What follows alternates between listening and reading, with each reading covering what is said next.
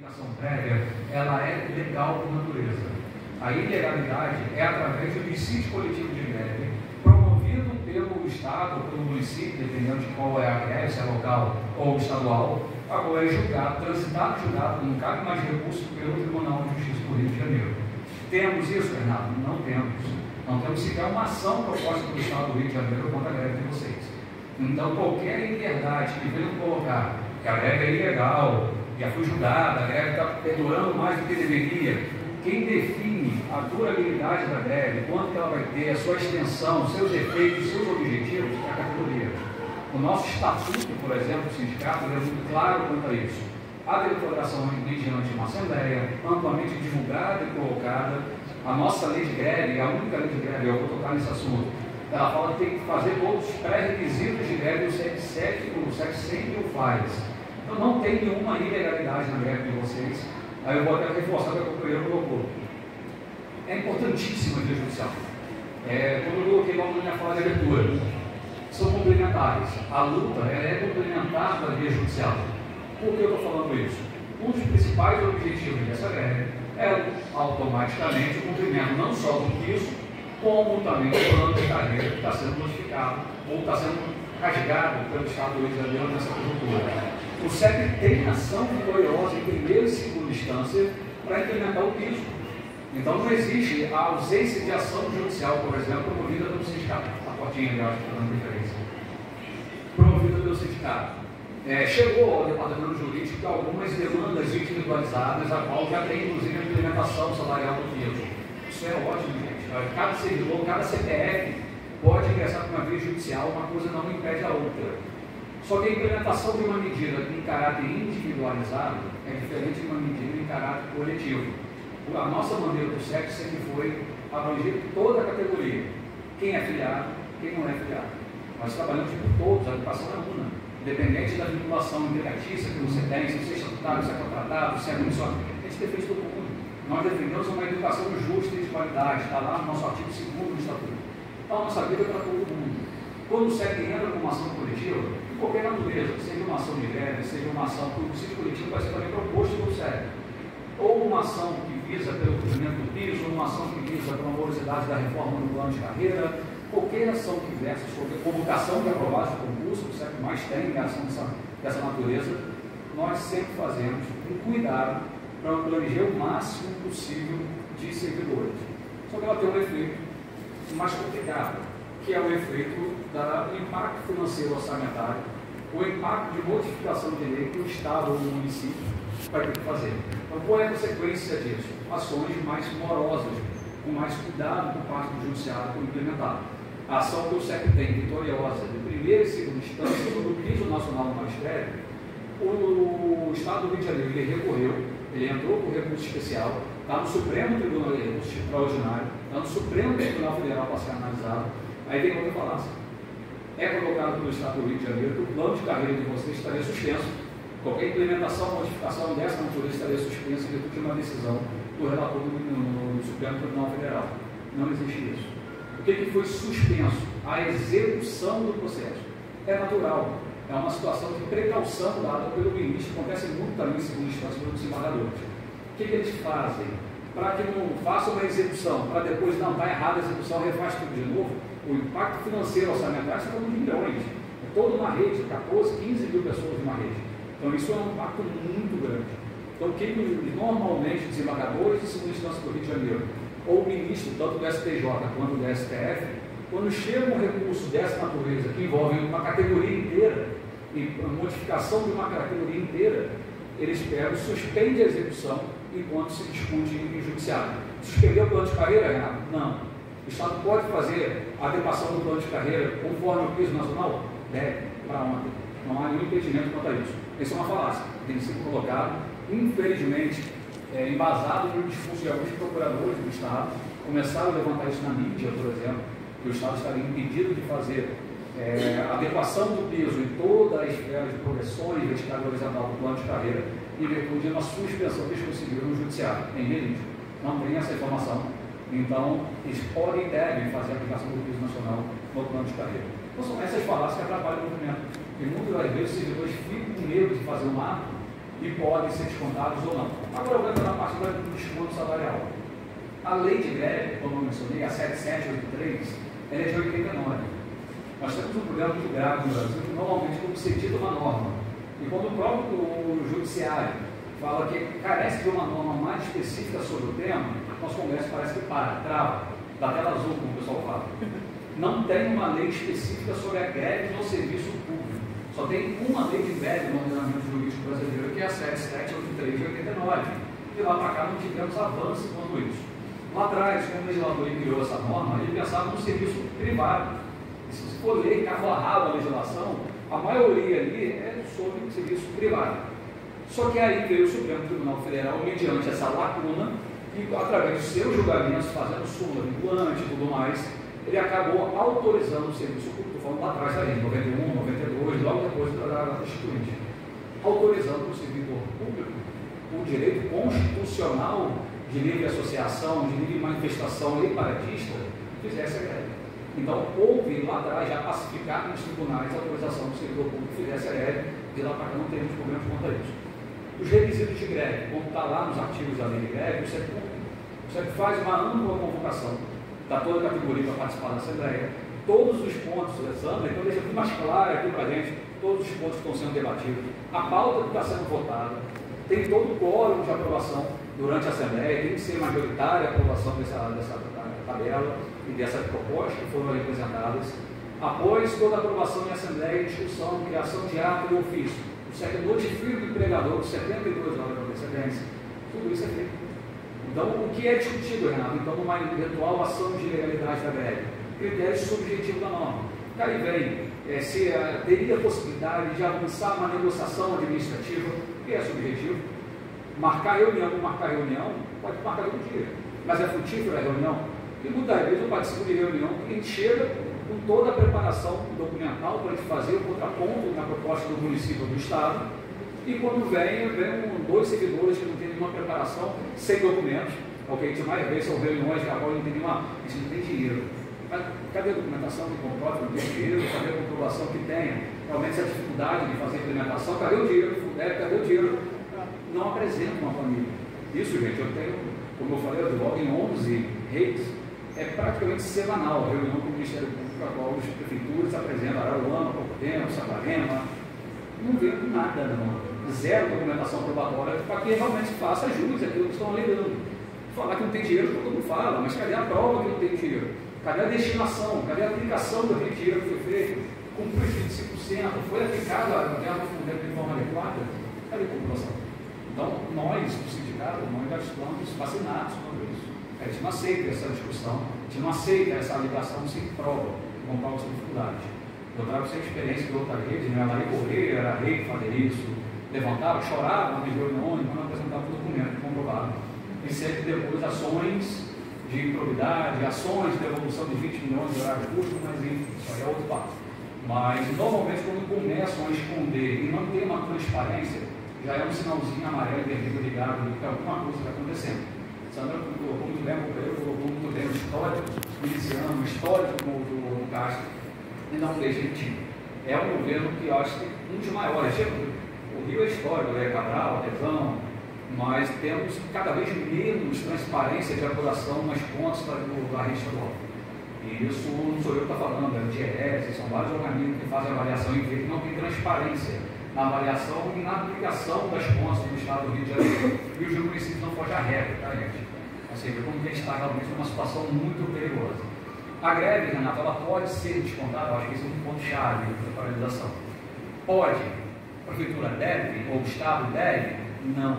Ele pode cometer duas irregularidades, uma perante o judiciário e a outra perante o movimento popular. Perante o movimento popular, o governo de São Gonçalo já colocou. A greve da educação ela tem uma excepcionalidade que grande parte das redes não tem, a possibilidade de reposição, seja por aula, seja por conteúdo. Não tem possibilidade, inclusive, de cumprimento de calendário escolar. Eu sempre coloco isso para o Ministério Público, para o Judiciário, porque eles são, logicamente, advogados, são promotores, são juízes, mas que tem uma base de código de processo civil, código penal. Ele não tem essa vivência da educação. E a educação, ela é formada por várias leis, não só local. Mas você tem LDB, você tem a lei de Fundeb, você tem atos e portarias normativos do MEC, você tem Constituição Estadual, você tem uma série de legislação que você não pode simplesmente pegar aquela legislação do seu estado, do seu município e fazer uma interpretação restrita daquela norma e fazer a aplicação. A educação, ela tem a possibilidade de reposição e o SEC sempre faz. Não com respeito à administração que está fazendo esse absurdo, com respeito ao alunado. Então, exatamente por respeitar o aluno, a gente faz uma reposição posterior, negociada, de uma forma mais amena possível na nossa categoria que está lutando, mas tem como fazer. Qual é o problema? Se há o corte de ponto, não tem necessidade de fazer reposição. Até porque, aí eu entro numa esfera que foi boa e ruim ao mesmo tempo. 2017, 16 para 17.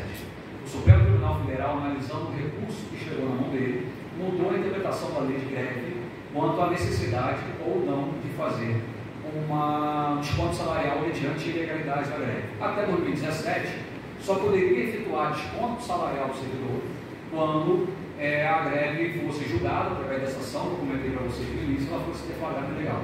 Só mediante a sua ilegalidade que poderia autorizar o desconto. Em 2017, 16 para 17, o Supremo, para proteger a categoria, os servidores públicos, acabou atrapalhando um pouco. Porque qual é a proteção? Ele considerou que a greve é uma suspensão da relação de trabalho. Então você não pode sofrer punição, você não tem uma obrigatoriedade direta com o seu superior hierárquico se a relação empregatícia está suspensa. Então, advertência, falta grave, qualquer punição do servidor vai receber pela simples adesão da greve, ela foi vedada pelo Supremo Tribunal Federal nesse julgamento. Mas, em compensação, suspensão da relação de trabalho, subtende-se que, se não há uma prestação de serviço, também não há contraprestação salarial. Então, a partir de 2017, entendeu-se que poderia a administração pública fazer o desconto independente de ilegalidade da greve, mas com exceção. E essa exceção é o ponto mais importante que a gente levanta de 2016 para cá. Primeiro, o empregador ele não pode dar causa ao motivo justificado da greve, mediante uma ilegalidade praticada por ele. Então, se o empregador atrasa salário, se o empregador não cumpre o piso, se o empregador não cumpre o plano de carreira, ele não está cometendo um ato administrativo, ele está cometendo uma ilegalidade. Plano de carreira é lei, piso nacional é lei. Então, quando não cumpre essa lei e leva a uma paralisação, é passível de nulidade o ato processual dele de aplicar a falta. Vindo para cá, porque estava mexendo no telefone, a gente tivemos uma vitória ótima agora em Rio Bonito. Semana passada, greve paredista, aplicação do piso no município de Rio Bonito, e a advogada Maiara mandou uma mensagem no grupo que saiu a liminar proibindo a aplicação do corte de ponto lá, porque é exatamente isso. Ilegalidade é uma das exceções estabelecidas pelo Supremo Tribunal Federal para não aplicar o corte salarial. E o segundo ponto, isso está entrando, aí eu reforço a fala da companheira. Estamos num momento agora onde a luta ela corre junto com a proteção legal. Não tem como, o mundo é esse, a natureza é essa. A outrora levantava, brigava, ia para a rua sem pensar nas consequências da manhã. Hoje, o judiciário ele serve como um escudo para os atos administrativos legais ou ilegais praticados pela administração pública. E o que a gente vê no dia a dia dos julgamentos, muitos atos que é claramente ilícitos, protegidos pelos tribunais.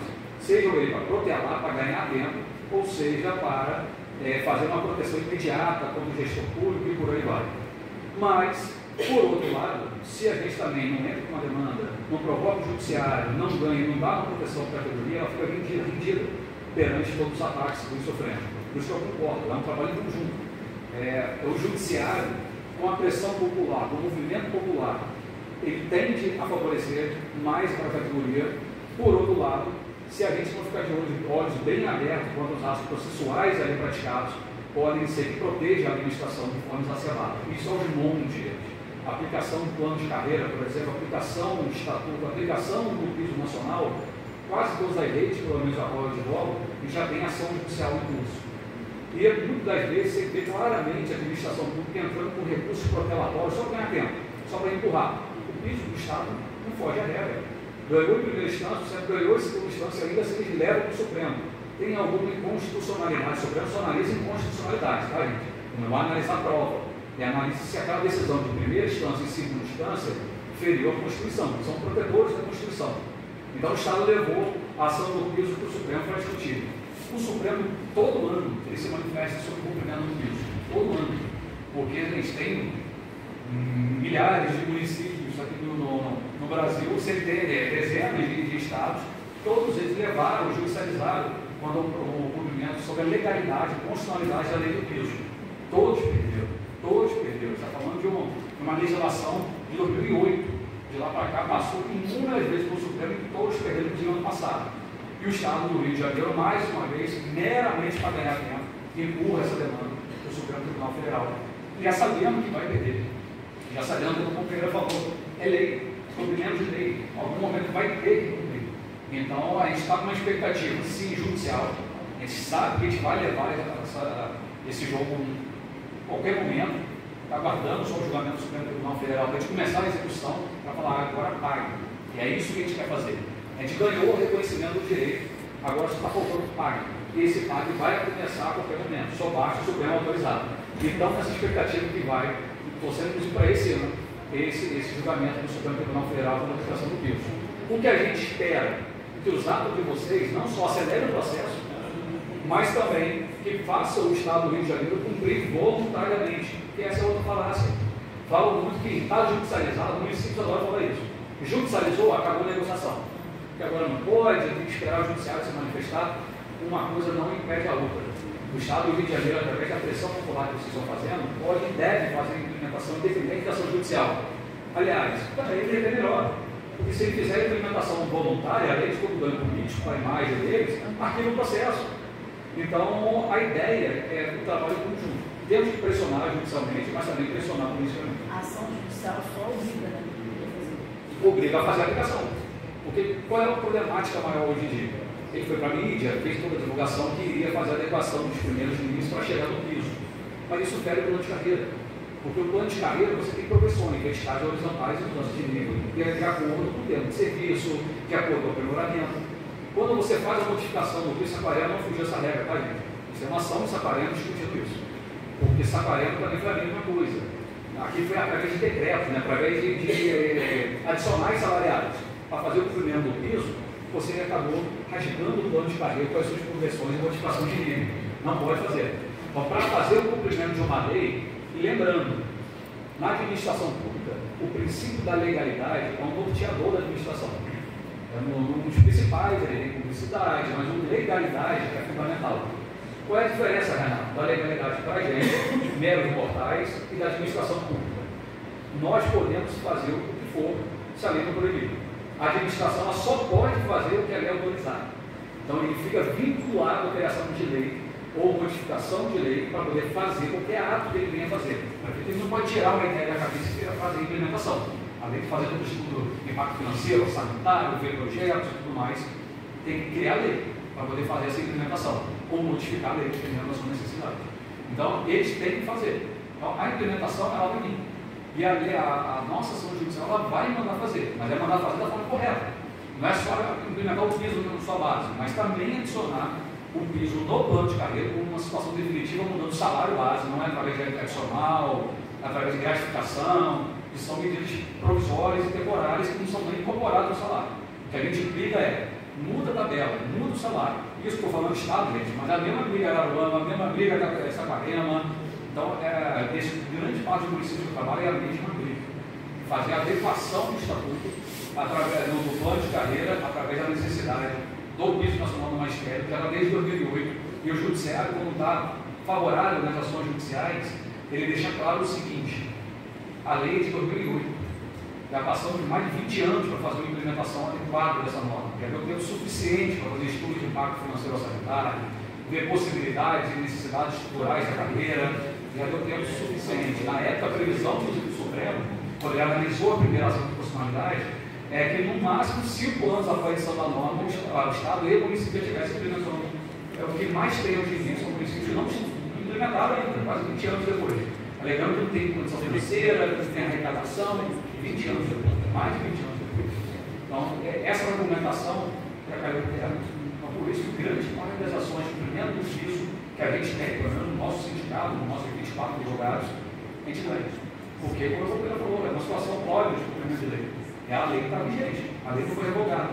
Cumpra-se o plano de carreira, cumpra-se o estatuto, cumpra-se a ETD, a lei do FUNDEB, a nova lei do FUNDEB, enfim, cumpra isso aqui. O que não dá é para cumprir uma lei, você não pode rasgar outra. E é isso que a legislação está dentro. E o que a administração está fazendo, o que o Castro está fazendo. Para cumprir o estatuto de uma forma inadequada, ele rasga o plano de carreira de vocês. Tanto lutar, tantas paralisações, lutas, greves, ele está falando agora. Então não tem nenhuma ilegalidade, um impedimento que a ação do CEP venha praticar para poder impedir de fazer a modificação do plano de carreira. Isso é uma falácia. Tem e deve fazer a implementação. Vou levantar algumas dúvidas que vocês tiverem e a gente vai para outros pontos posteriores.